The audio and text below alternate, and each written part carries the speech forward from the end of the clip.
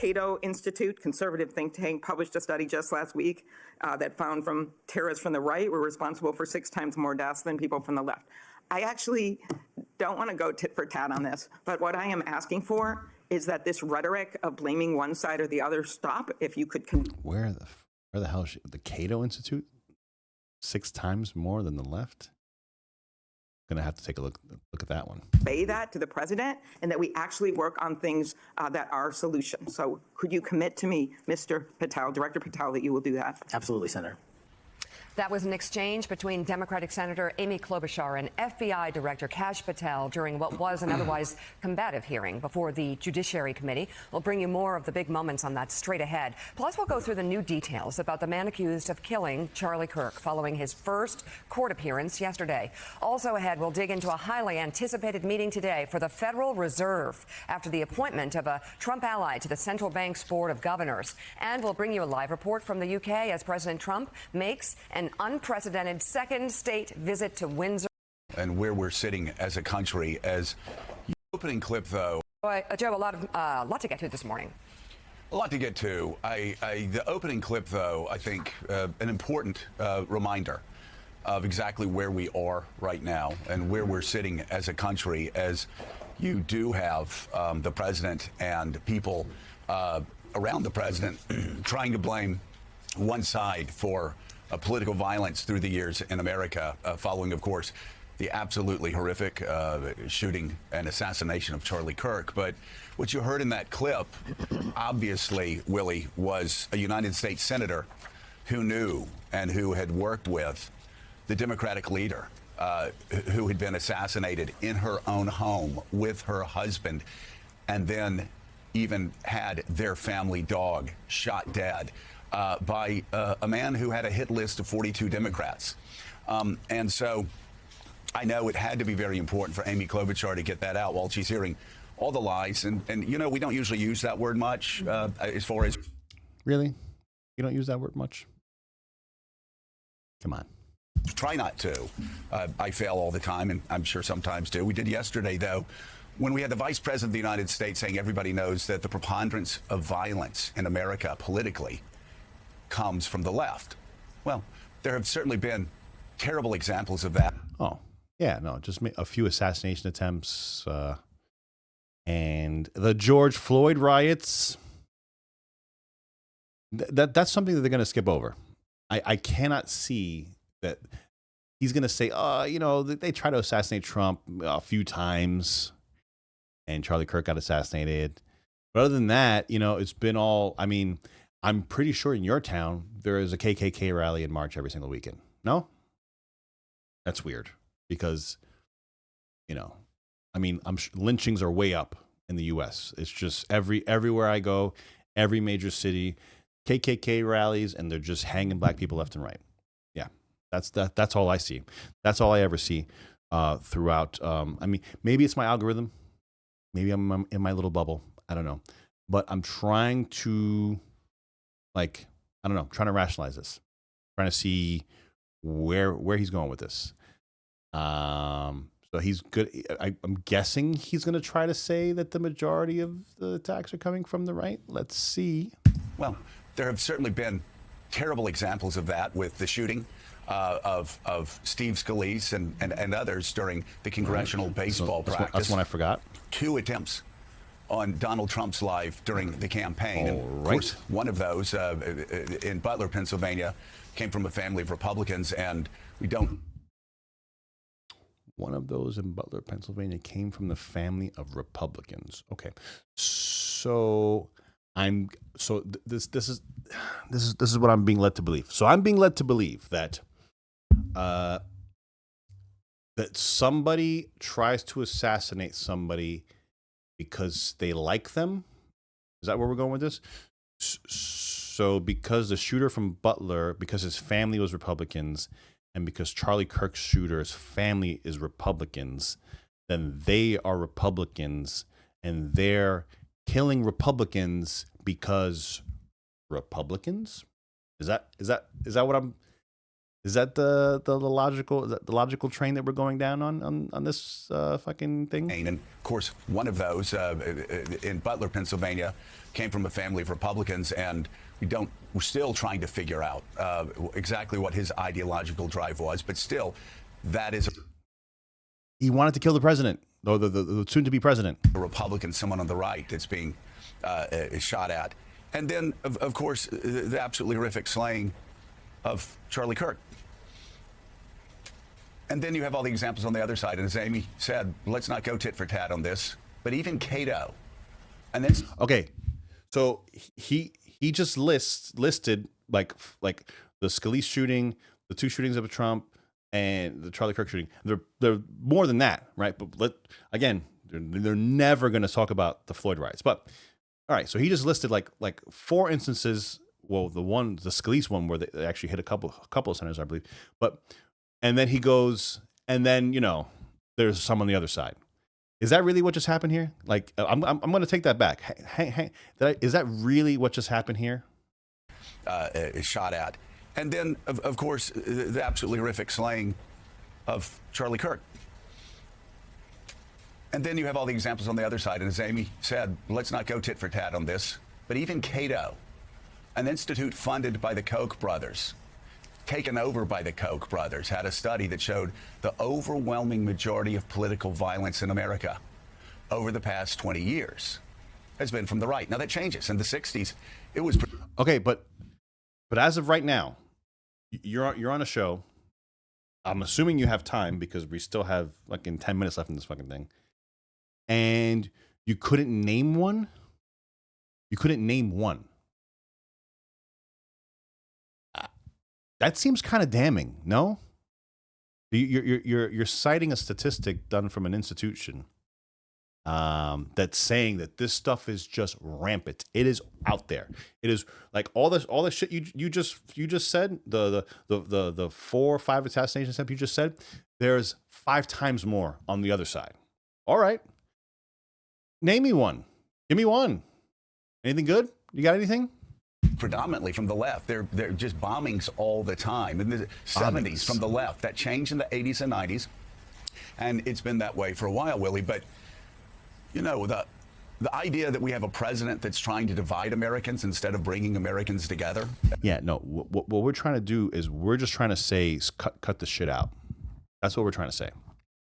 We're trying to say cut the shit out. Because people have been brainwashed. People's minds have been broken. I believe it has to do with the algorithms. I believe that unstable, unwell people that are hopped up on mental medication are being fed exactly what they need to do murderous things or to commit suicide or whatever. Like this is exactly what's going on. And the problem with the conservative message is except for the super far right, which even the super far right, did you see any riots this weekend over the murder of Charlie Kirk? I saw marches, I saw vigils. I didn't see anything burning down.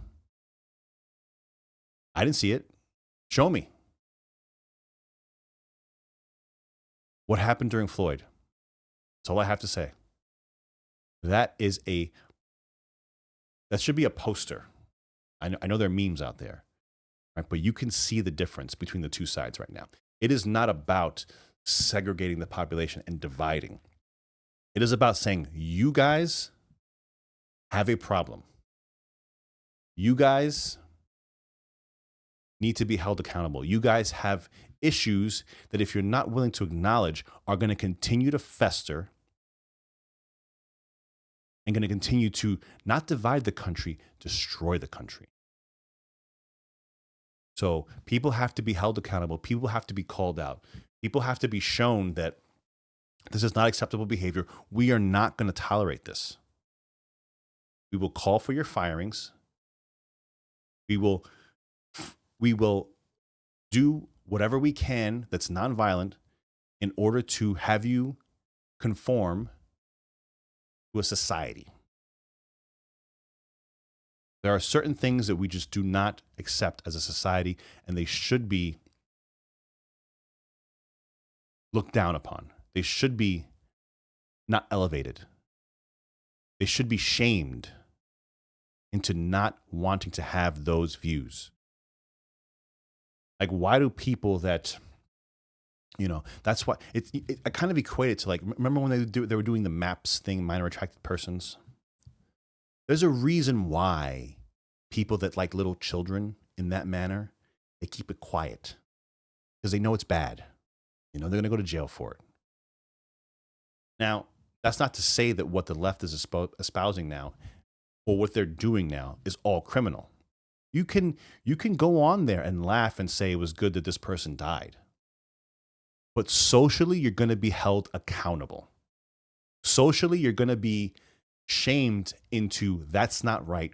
We don't like that. We don't want that in our society, because if you're espousing those views, that means you're okay with me dying and my children not having a father. That means you're okay with tens of millions of other people dead, and you would have no qualms. In fact, you would actually be glad if that were to be the case.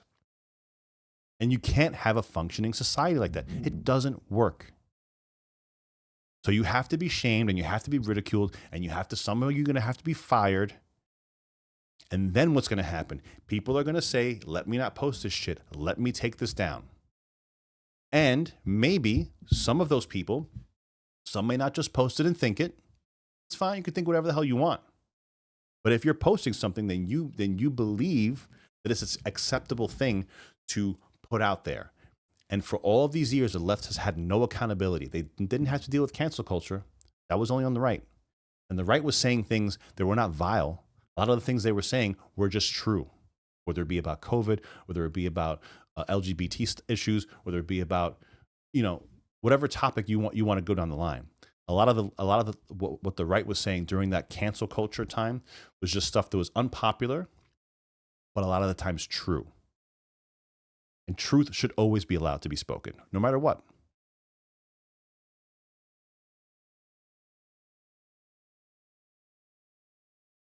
At this time is something that's sad and something that's unfortunate and If you guys are still here, please hit the subscribe button. It does me a lot of good. Small channel trying to grow. That's all I ask. Just hit the subscribe button. Thank you. something that we all need to pray. The president moves past and he tries to bring us together and say, this happens too much on both sides. We need to come together as a country so we can debate the issues and do, actually. That's what he was trying to do when he got murdered. That's what he was trying to do. He was trying to debate the issues. That's what we all are trying to do. If you look at Crowder, Change My Mind. If you look at Charlie Kirk, if you look at Shapiro going from college, he used to do it all the time. If you look at these programs, I would love to have somebody come on and debate me. That's all we want to do because we know our ideas inside and out. We know that they're sound. We have massive amount of life experience. We understand the nature of humanity, right? We get that everything is not sunshine and rainbows. That's the main issue with the left, is that they don't, in their view of the world, they don't account for the cruelty of humanity. And when that's not a factor, when that's not factored in to your argument, you can never be correct because you just think people are just going to be good and just do the right thing. That may be the case for a certain part of the population, but there's very few and far between. I mean, we are feral creatures when we are born, right? We're not civilized. We're not, I mean, take a look at a 3-year-old, right? He's pooping in his pants and he'll eat off the floor if you let him. And through nurturing, through teaching, through love and caring and guidance and parenting, you turn that person, hopefully, that man or that woman, into an excellent, functioning member of society that cares about other people. Everyone doesn't have that, number one. And number two, we have the major issue that us as parents have nowhere near the influence as what media and screens have to our children. It's a whole new world that we're living in now. It's a whole new world. I mean, what Charlie Kirk was talking about, prove me wrong. Let's have a debate. Prove me wrong. Here I am. I'm going to tell you something. I'm going to disagree with you. It's going to get tough. It's going to get combative. But prove me wrong. And then, of course, yesterday, Willie, with all that Pam Bondi was saying, you played Charlie Kirk's own words yesterday, talking about free speech and just how expansive that is, and now how some on the hard right are trying to stifle free speech, they're engaging in No, they're not. They're not engaging in cancel culture, and they're not trying to stifle free speech. And that's proven because Bondi, who is Trump's gal, was completely obliterated by the right for those comments. So he's going to espouse that, again, canceling the cancel culture. Let's see what he says here. Cancel culture. You have the free press going, wait a second, hold on. The right is now doing what we've been attacking the left for doing for years? And the answer is, on so many fronts, yes, they are, Willie. And I pray that as a country we can get past this. We can mourn the passing of Charlie Kirk. We can come together and do everything we can do to make sure something like this never happens again. Charlie Kirk was all about free speech. That was the whole idea, having an open debate. Step up to the mic, debate me on anything, I'll debate you. We might not all liked a lot of what he said, might not have agreed with it, but that's the point. You got to have the debate. He invited people to step to a microphone and have that conversation and exercise their free speech. And unfortunately, what you just laid out, Joe, is not something the president is following to this point. Every time he gets the chance, he talks about this being a problem of what he calls the radical left, of lunatics on the left. And you just... Yeah, he's talking about the violence. He's talking about violence. He's not talking about people that are talking. We never have an issue with a debate. We never have an issue if somebody's coming and asking a tough question, or when somebody, challenges us to the point where we don't have the answer in the moment. It happens all the time. That's not what he's talking about. We're talking about people that are okay with, if I can't hurt you, somebody else does, and I'm happy for that, and I'll call for that. There's two separate issues. Pointing it out again and again. I'm going to actually wrap it up here because I'm just getting a little annoyed. But when you have an individual who is saying that I hope he's dead, and that individual has to pay social consequences for that, that is normal. That is good. That's good. Social consequences shouldn't be that, I think that children shouldn't take the COVID vaccine, and then you take away my social media channel, and now and I can't make a living anymore because I said something like that. That's the difference. That's the difference. The canceling on the right was a canceling to pain these people into submission, even though they may have been saying things that were true. Now, if you're an individual and you espouse a disgusting belief and your employer gets a hold of that, then he has the right to terminate you because he doesn't want to be associated with those particular views. If you have a place of employment that doesn't allow you to espouse those views, or it's going to look bad for them, that's the reality you live in. It's not that you don't have free speech, that your speech has consequences.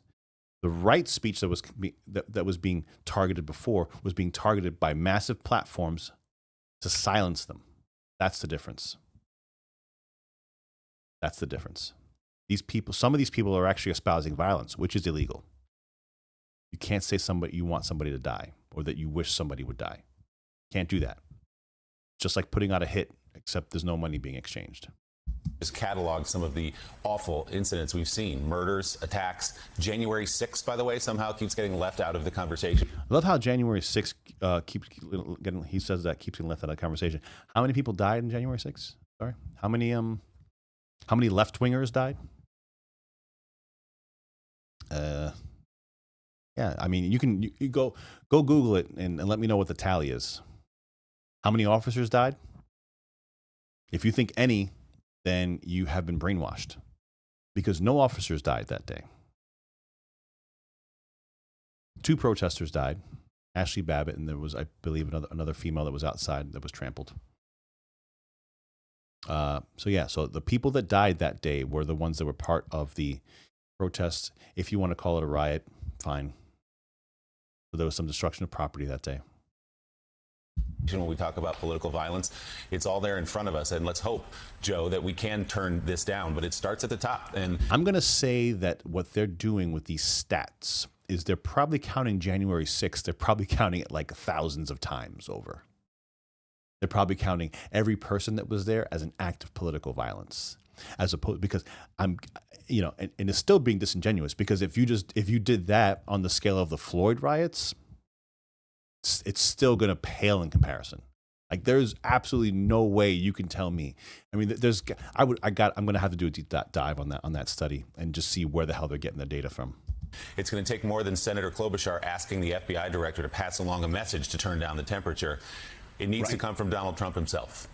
Well, and you know, Willie, another thing that the vice president said in his podcast, and that podcast was that, oh, Democrats are running around jumping up and down and celebrating this. Republicans would never do that. Well, actually, I haven't seen a major Democratic figure do that. I've just seen one after another express the most profound shock. Elected leaders, at least from what I've seen. I don't go into the bowels of the internet because I prefer to stay sane. But I haven't seen Democratic leaders do anything but talk about how tragic this shooting, this assassination was. I do remember, though, the President of the United States continually making fun of and mocking an 82-year-old man who was attacked in a savage political attack that almost killed him. It would have killed him if the police had not showed up in time. And his target was Nancy Pelosi. And somehow that was a punchline. Right. That remained a punchline. I remember being shocked. Well, first of all, I remember being shocked by hearing all the lies coming from the right. And yes, not just from the internet, but from people that I knew calling me up going, you know, the guy that attacked Paul Pelosi was his gay lover for years. I mean, that was going around for several days. And that was their first reaction. And then the next reaction was to mock and ridicule an 83-year-old man who was fighting for his very life. And that's poor Mr. Pelosi. He's only worth $500 million. That's not to say that, bad things shouldn't have happened to him. But is anyone going to say that wasn't kind of weird? Like that whole thing? Anyway, guys, it's really hard to digest MSNBC for this long.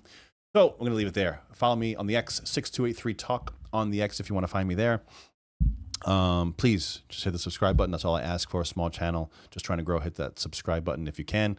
I am John Soto. I'll see you again in the next video. Take care.